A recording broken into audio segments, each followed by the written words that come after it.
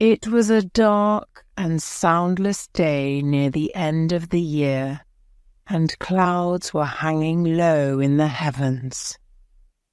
All day I had been riding on horseback through country with little life or beauty, and in the early evening I came within view of the house of Usher. I do not know how it was, but with my first sight of the building, a sense of heavy sadness filled my spirit. I looked at the scene before me, at the house itself, at the ground around it, at the cold stone walls of the building, at its empty eye-like windows, and at a few dead trees. I looked at this scene, I say, with a complete sadness of soul, which was no healthy, earthly feeling. There was a coldness, a sickening of the heart, in which I could discover nothing to lighten the weight I felt. What was it, I asked myself, what was it that was so fearful, so frightening in my view of the house of Usher? This was a question to which I could find no answer. I stopped my horse beside the building, on the edge of a dark and quiet lake. There I could see reflected in the water a clear picture of the dead trees and of the house and its empty eye-like windows. I was now going to spend several weeks in this house of sadness, this house of gloom. Its owner was named Roderick Usher. We had been friends when we were boys, but many years had passed since our last meeting. A letter from him had reached me, a wild letter, which demanded that I reply by coming to see him. He wrote of an illness of the body, of a sickness of the mind, and of a desire to see me, his best and indeed his only friend. It was the manner in which all this was said, it was the heart in it, which did not allow me to say no, although as boys we had been together I really knew little about my friend. I knew, however, that his family, a very old one, had long been famous for its understanding of all the arts and for many quiet acts of kindness to the poor. I had learned, too, that the family had never been a large one with many branches. The name had passed always from father to son, and when people spoke of the house of Usher, they included both the family and the family home. I again looked up from the picture of the house reflected in the lake to the house itself. A strange idea grew in my mind, an idea so strange that I tell it only to show the force of the feelings which laid their weight on me. I really believed that around the whole house and the ground around it, the air itself was different. It was not the air of heaven. It rose from the dead, decaying trees, from the grey walls and the quiet lake. It was a sickly, unhealthy air that I could see, slow-moving, heavy and grey. Shaking off from my spirit what must have been a dream, I looked more carefully at the building itself. The most noticeable thing about it seemed to be its great age. None of the walls had fallen, yet the stones appeared to be in a condition of advanced decay.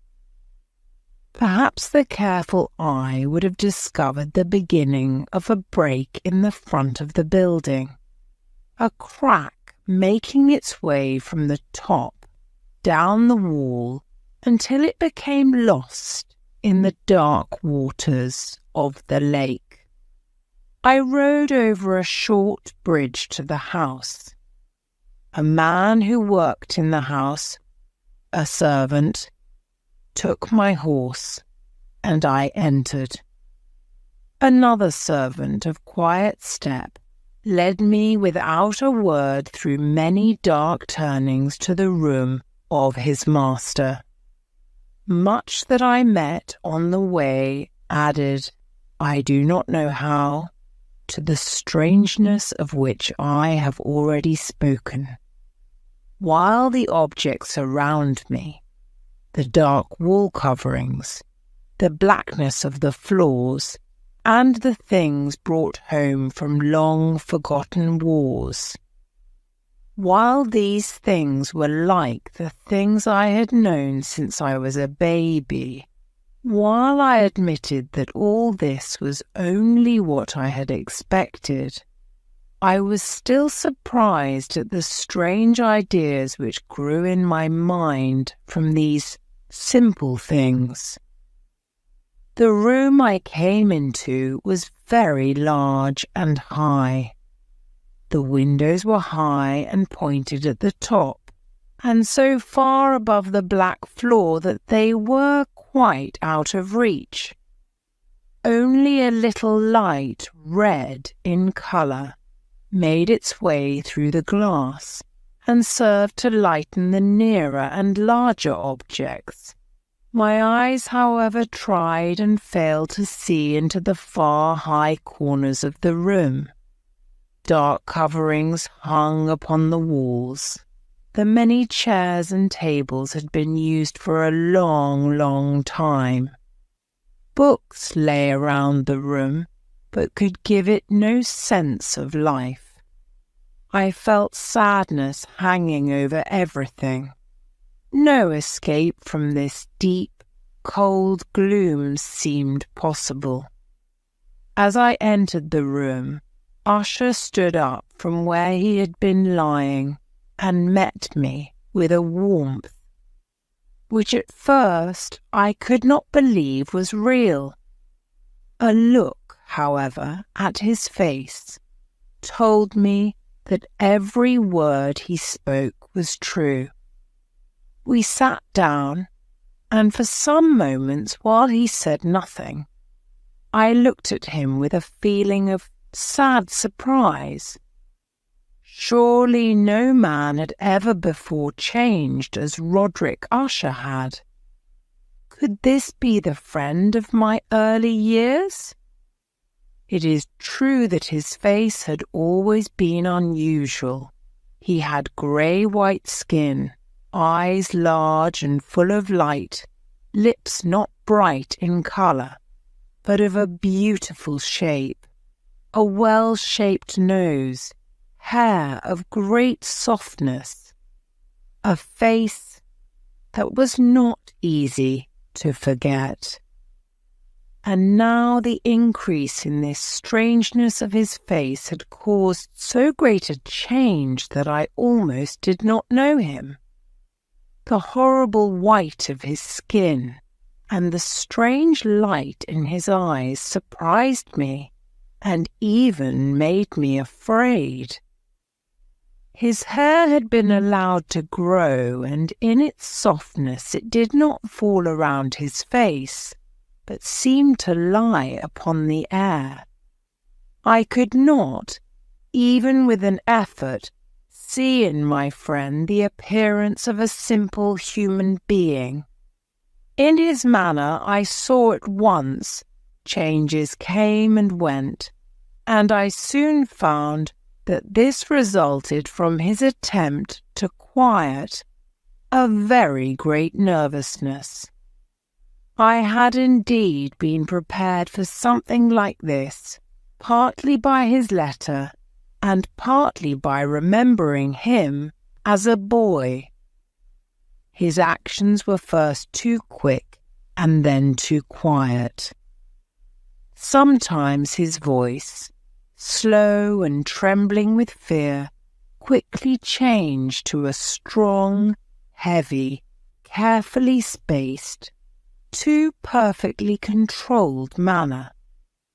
It was in this manner that he spoke of the purpose of my visit, of his desire to see me, and of the deep delight and strength he expected me to give him. He told me what he believed to be the nature of his illness. It was, he said, a family sickness, and one from which he could not hope to grow better. But it was, he added at once, only a nervous illness, which would without doubt soon pass away. It showed itself in a number of strange feelings. Some of these, as he told me of them, interested me, but were beyond my understanding. Perhaps the way in which he told me of them added to their strangeness. He suffered much from a sickly increase in the feeling of all his senses. He could eat only the most tasteless food. All flowers smelled too strongly for his nose. His eyes were hurt by even a little light, and there were few sounds which did not fill him with horror. A certain kind of sick fear was completely his master. "I shall die," he said. "I shall die. I must die of this fool's sickness. In this way, and no other way, I shall be lost. I fear what will happen in the future, not for what happens, but for the result of what happens. I have indeed no fear of pain, but only fear of its result, of terror.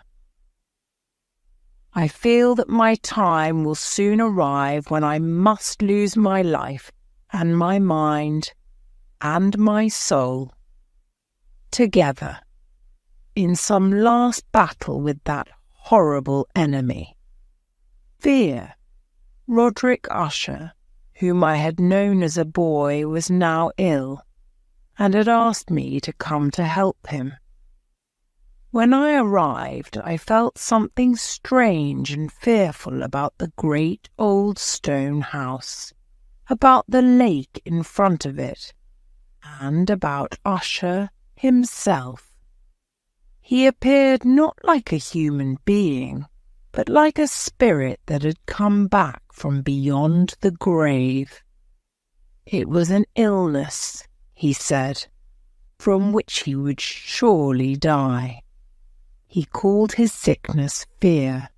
I have, he said, no fear of pain, but only the fear of its result, of terror.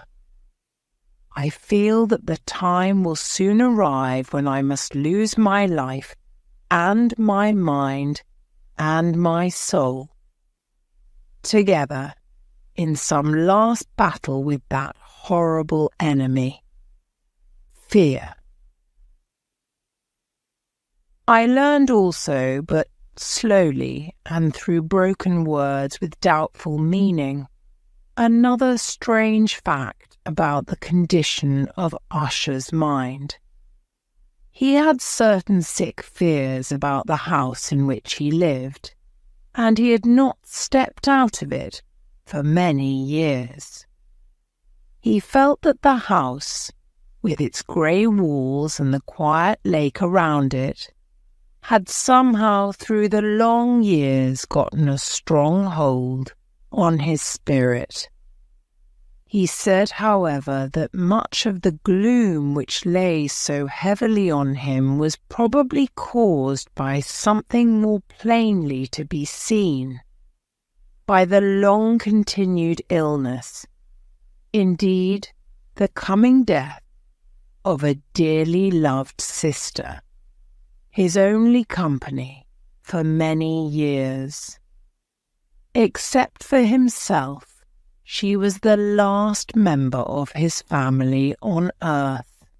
When she dies, he said with a sadness which I can never forget, when she dies, I will be the last of the old family, the house of Usher.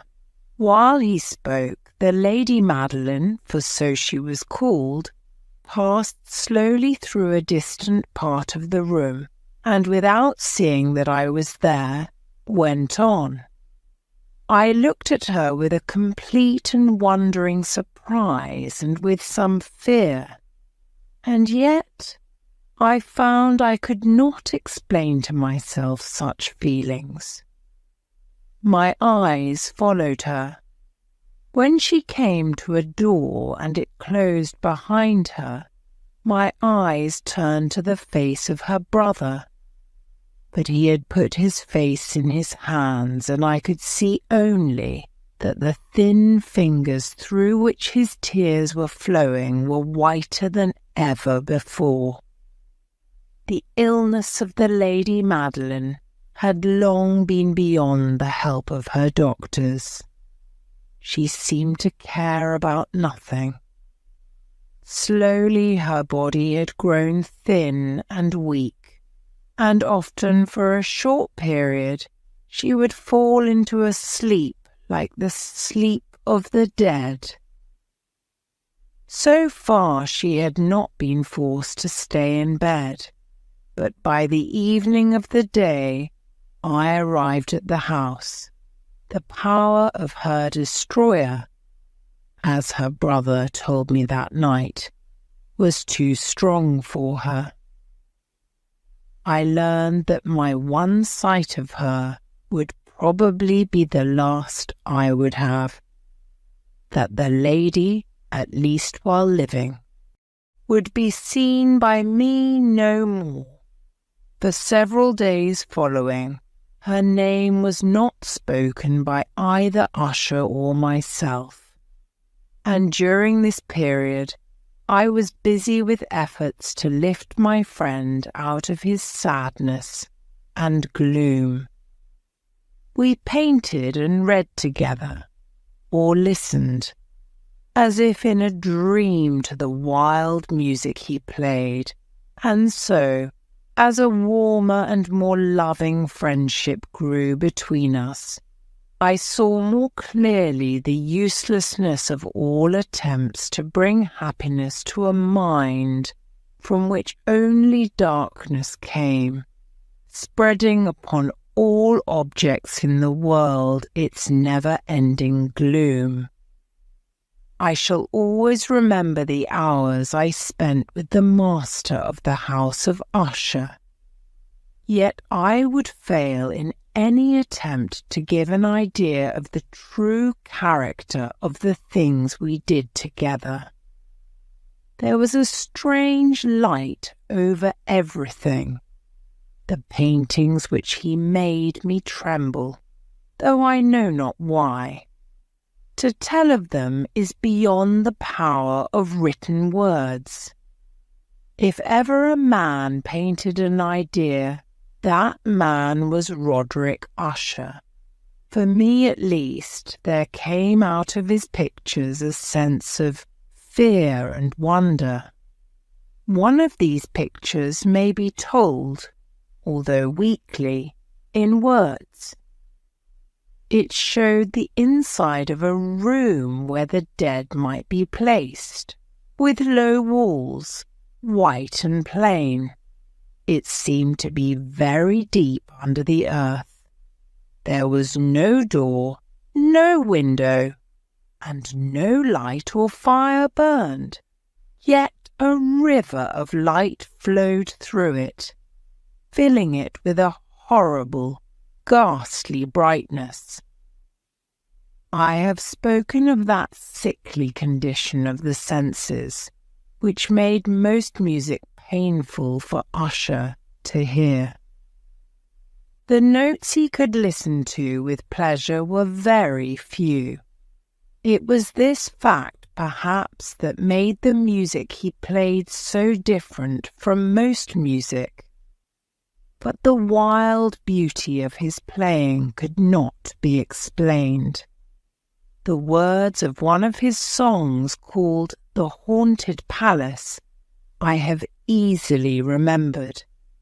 In it I thought I saw, and for the first time, that Usher knew very well that his mind was weakening.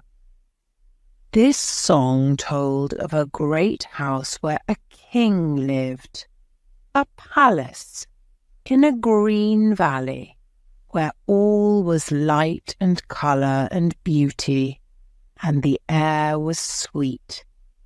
In the palace were 2 bright windows through which people in that happy valley could hear music and could see smiling ghosts, spirits, moving around the king.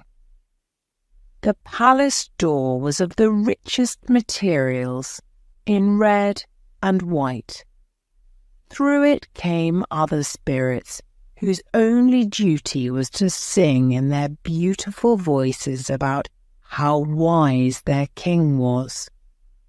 But a dark change came, the song continued, and now those who enter the valley see through the windows, in a red light, shapes that move to broken music, while through the door, now colourless, a ghastly river of ghosts, laughing but no longer smiling, rushes out forever. Our talk of this song led to another strange idea in Usher's mind. He believed that plants could feel and think, and not only plants, but rocks and water as well. He believed that the grey stones of his house, and the small plants growing on the stones, and the decaying trees had a power over him that made him what he was. Our books, the books which for years had fed the sick man's mind, were, as might be supposed, of this same wild character. Some of these books Usher sat and studied for hours. His chief delight was found in reading one very old book written for some forgotten church, telling of the watch over the dead. At last, one evening, he told me that the Lady Madeline was alive no more. He said he was going to keep her body for a time in one of the many vaults inside the walls of the building. The worldly reason he gave for this was one with which I felt I had to agree. He had decided to do this because of the nature of her illness, because of the strange interest and questions of her doctors, and because of the great distance to the graveyard where members of his family were placed in the earth. We too carried her body to its resting place. The vault in which we placed it was small and dark, and in ages past it must have seen strange and bloody scenes. It lay deep below that part of the building where I myself slept. The thick door was of iron, and because of its great weight made a loud, hard sound when it was opened and closed. As we placed the Lady Madeline in this room of a horror, I saw for the first time the great likeness between brother and sister, and Usher told me then that they were twins. They had been born on the same day. For that reason, the understanding between them had always been great, and the tie that held them together very strong. We looked down at the dead face one last time, and I was filled with wonder. As she lay there, the Lady Madeline looked not dead, but asleep, still soft and warm, though to the touch cold as the stones around us. I was visiting an old friend of mine, Roderick Usher, in his old stone house, his palace, where a feeling of death hung on the air. I saw how fear was pressing on his heart and mind. Now his only sister, the Lady Madeline, had died, and we had put her body in its resting place in a room inside the cold walls of the palace, a damp, dark vault, a fearful place. As we looked down upon her face, I saw that there was a strong likeness between the two. "Indeed," said Usher, "we were born on the same day, and the tie between us has always been strong." We did not long look down at her, for fear and wonder filled our hearts. There was still a little colour in her face, and there seemed to be a smile on her lips. We closed the heavy iron door and returned to the rooms above, which were hardly less gloomy than the vault. And now a change came in the sickness of my friend's mind. He went from room to room with a hurried step.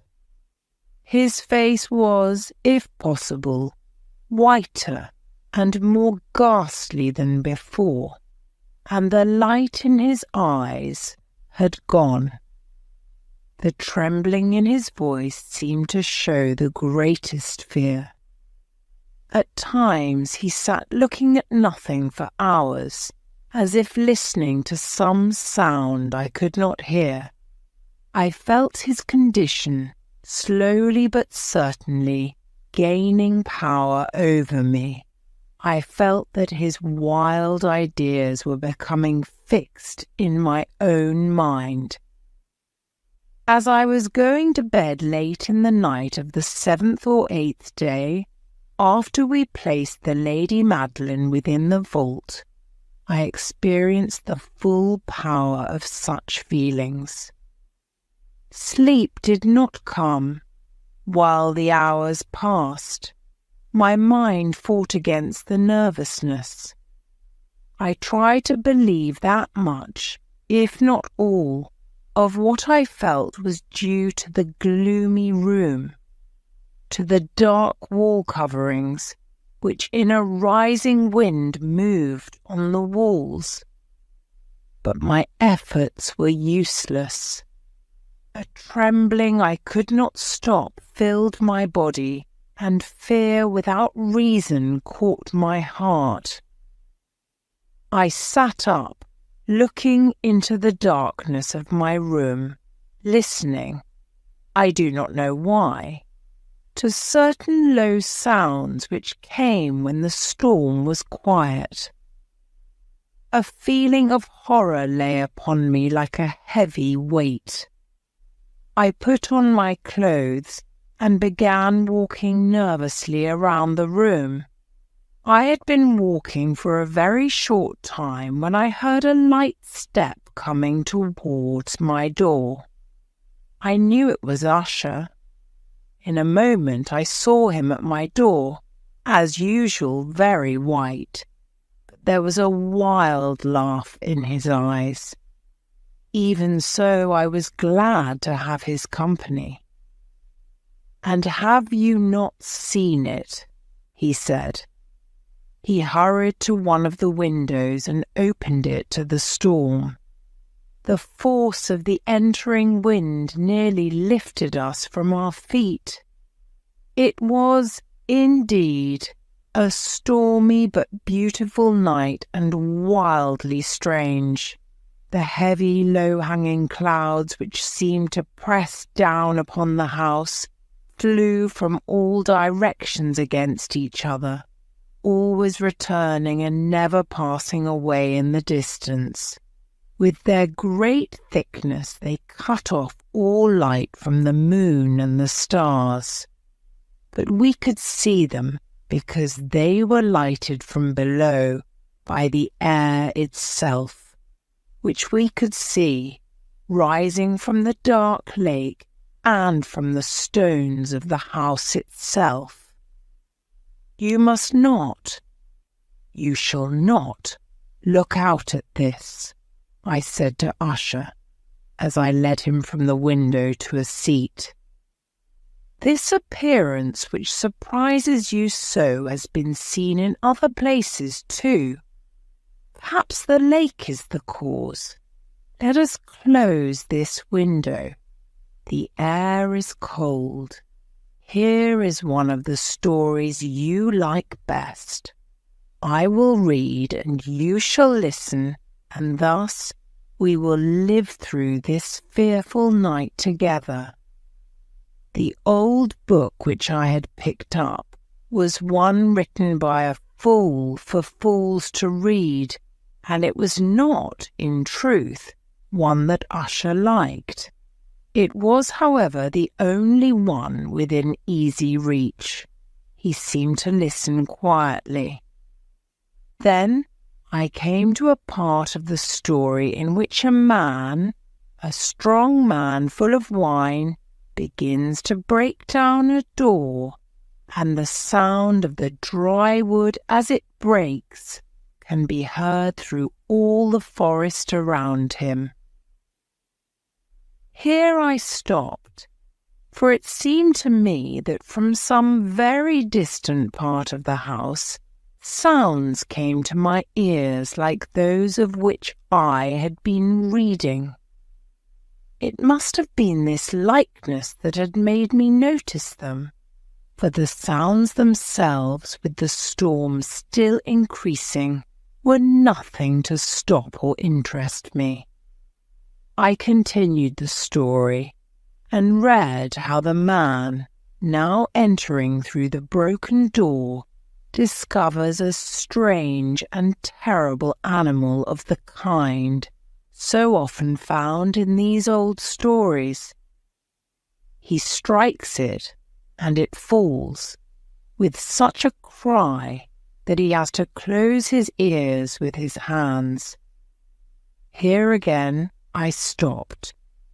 There could be no doubt. This time I did hear a distant sound, very much like the cry of the animal in the story. I tried to control myself so that my friend would see nothing of what I felt.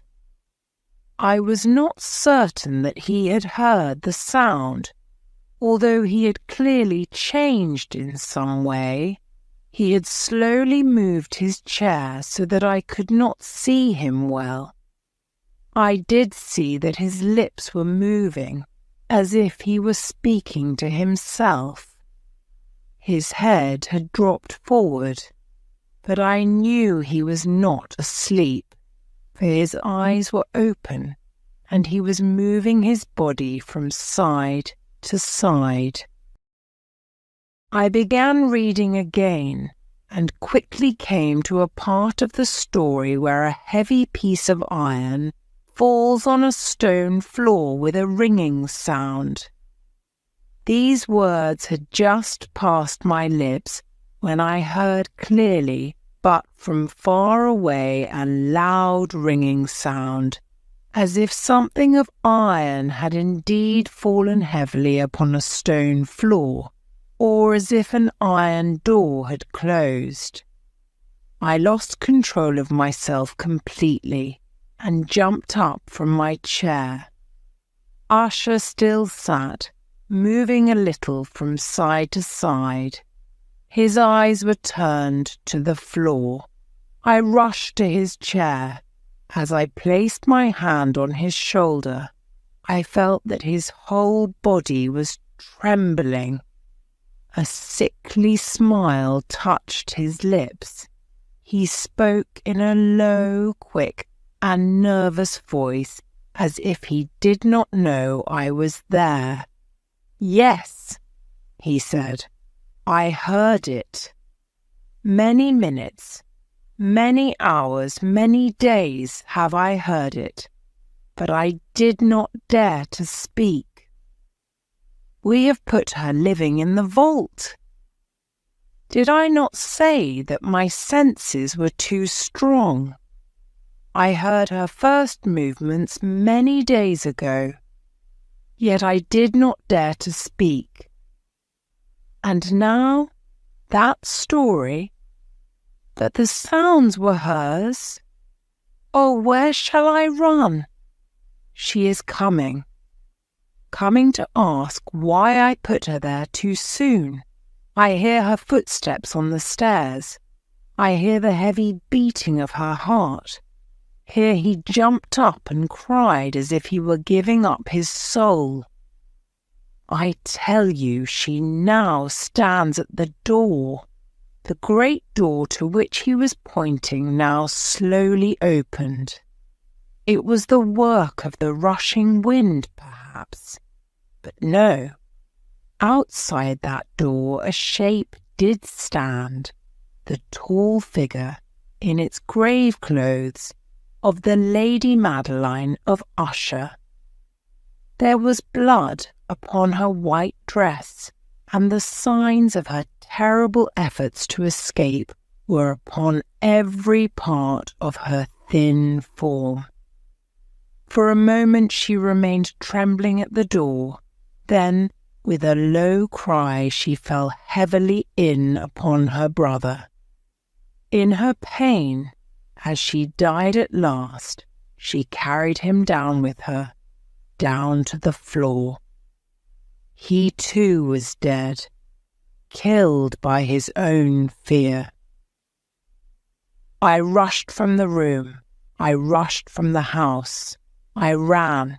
The storm was around me in all its strength as I crossed the bridge.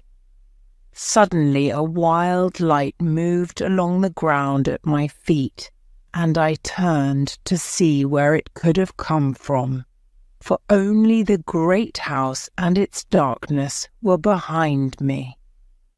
The light was that of the full moon, of a blood-red moon, which was now shining through that break in the front wall, that crack which I thought I had seen when I first saw the palace. Then only a little crack. It now widened as I watched.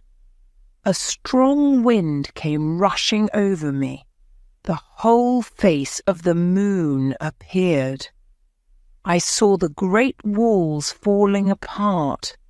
There was a long and stormy shouting sound, and the deep black lake closed darkly over all that remained of the house of Usher.